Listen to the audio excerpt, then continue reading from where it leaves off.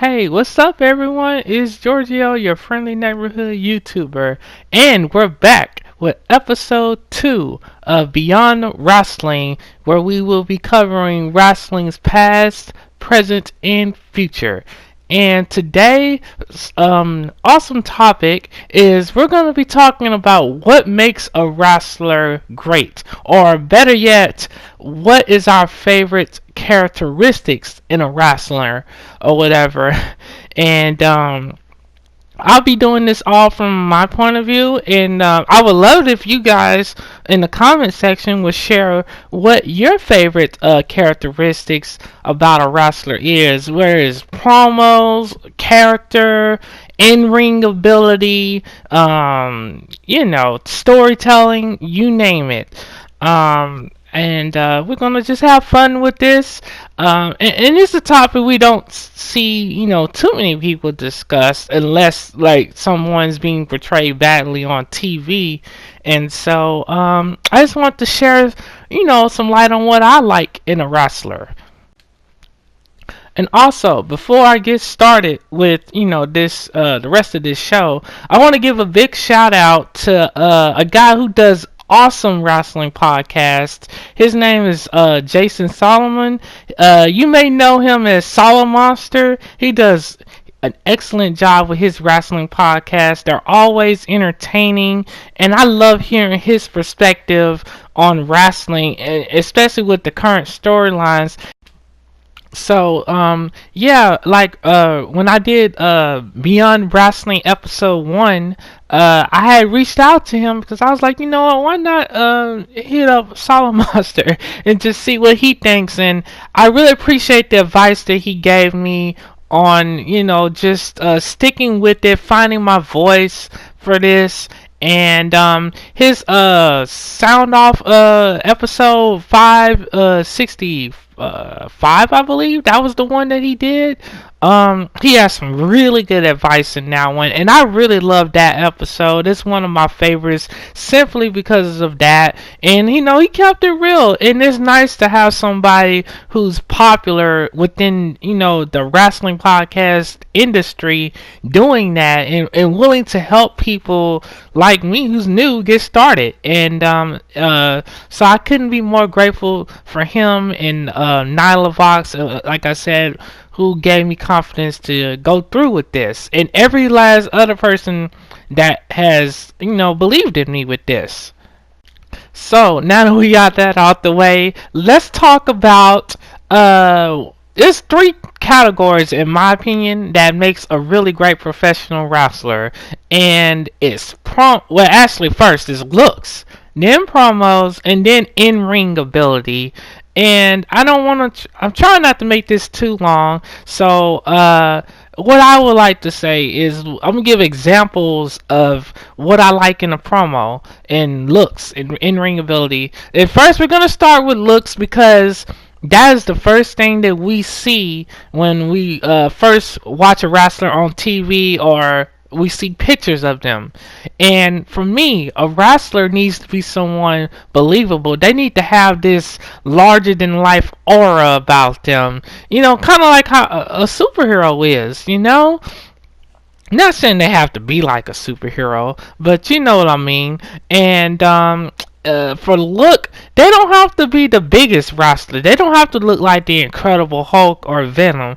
Although, if Venom was a wrestler, that would be kind of entertaining or interesting to see that. But maybe in the WWE game. But anyways, they don't have to have big rippling muscles. And a woman, if it's a woman, she doesn't even have to be the most prettiest. She does need to have that striking look about her, just like a guy wrestler does.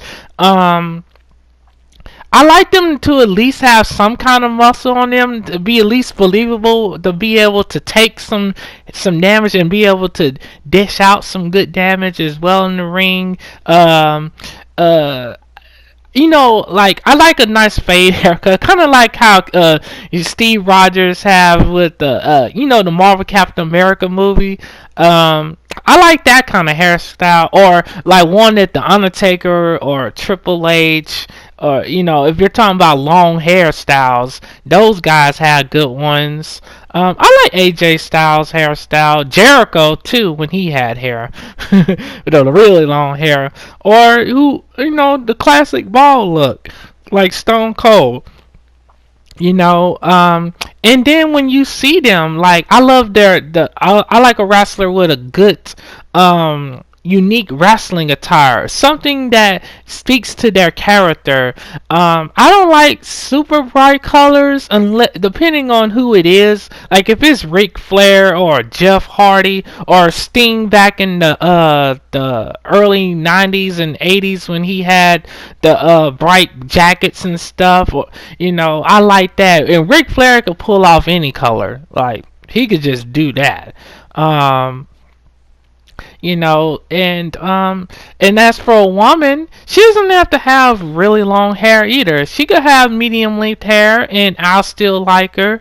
And before I even go in deep with that, as far as my favorite look in a woman, I don't want anybody to think I'm sexist or or whatever. Because nowadays you really have to be careful how you say certain things. Because people love to turn shit around on you. But yeah, like I said, a woman. I like for my female wrestlers to have some kind of muscle on them, believable. They don't have to dress revealing either. It's cool when they can show how hard they've been working in the gym, but I like them to look like they're dressed for actual battle. Something like that. You know, to me, that's what makes it all the way worth it. Is something like that. One person, one female wrestler in particular that I like the look of is her name is Jenna Muscles. She's a great independent wrestler. I've been fortunate enough to have a few chats with her on social media about her career and everything. She has the look. She can work. I've seen her wrestle dudes and stuff. She's the legit truth.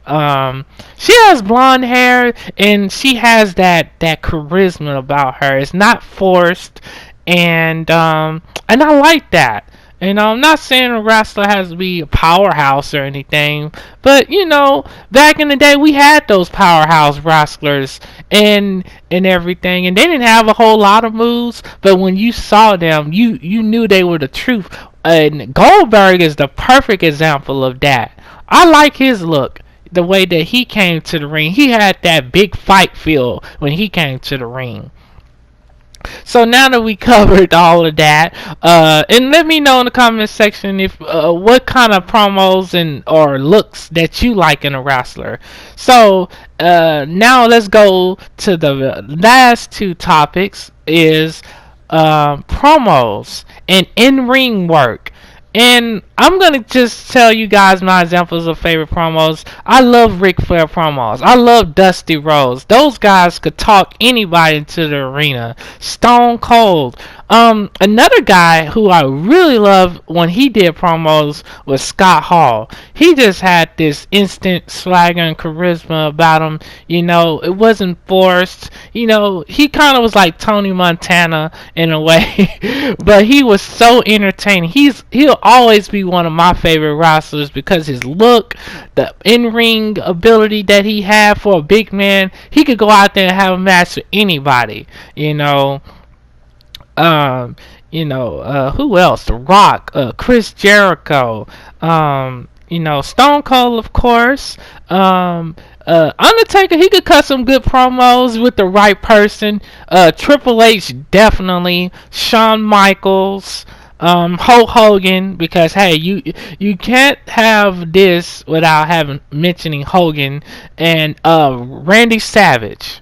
Definitely Randy Savage, man. The guy was great. And Mick Foley. Mick Foley, he could definitely cut some intense promos, and he can go out there and steal the show. AJ Styles, I like him. He's really great. Just all around in the ring and everything. But as far as promos, I want a wrestler that means what they say. And if they're going to be a babyface wrestler, I want them to, of course, be someone that I can be emotionally invested into. But at the same time, they got to be believable. They can't be a wimp, especially if the heel is dogging them out. Like, if they talking about your parents or your family member, and then the next week, you don't either try to kick their ass for that.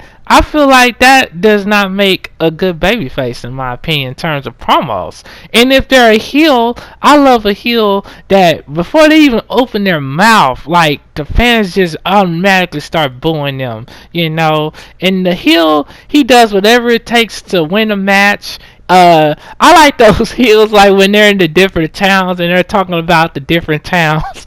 Like, that's some classic heat for a heel right there. And I know they have the cool heels like the NWO and everything, the Undisputed Era from NXT for those of y'all that like NXT. I like the classic baby faces like Steamboat and Sting and Johnny Gargano from NXT. You know, those guys could get sympathy from people with no problem. And I'm just giving off examples. I know I'm leaving out people, and that's where you guys come in. You can tell me who are your favorite promos in the ring. You know, Eddie Guerrero could cut some good promos, and he was a top quality wrestler. And speaking of top quality wrestlers, let's talk about in-ring work, because this is very important. I think in general though, when we talk about the favorite wrestlers that we remember liking, especially growing up, it's the moments that they created in a match, sequences, like a heel doing some really dirty move that just has the fans pissed, but at the same time we respect it because they're so good. And for me, I like a wrestler who can carry the match. Like if something bad happens, you know, they know, okay, it's time for me to take over. I like when I like it to look real, but at the same time not be like to the point where they end up hurting somebody. Of course, back in the day, if somebody stiffed somebody in the ring, which in other cases they hit somebody that with a move that wasn't a part of the match or wasn't planned to be as rough when they did it. And then I like when the other wrestlers come and knock their ass out for hitting them too hard or whatever, you know. And I know you guys seen the whole situation. Well, I know a lot of people don't watch Raw sometimes these days, but if you've seen Raw, you know about the whole Brie Bella situation with Liv Morgan. That was really messed up. That was, you know, I think it happens. Accidents happen in the ring, but you know what? When somebody did something that was not a part of the match, like I said, they got their revenge. They gave them a receipt, basically. And but yeah, I like, and for me, a wrestler doesn't have to have a lot of moves, because a lot of our favorite wrestlers, if you really think about it, they did not have a lot of moves. Austin, Rock, Triple H, all of them, you know, they have maybe 5 or 6 big moves, but they picked the right times to do those moves, and they made them count. They made them matter.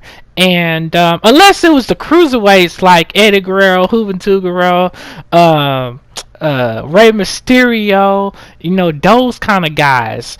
When they did moves, you know, they had to have a lot of moves because, you know, that's how they got known, by tearing the house down.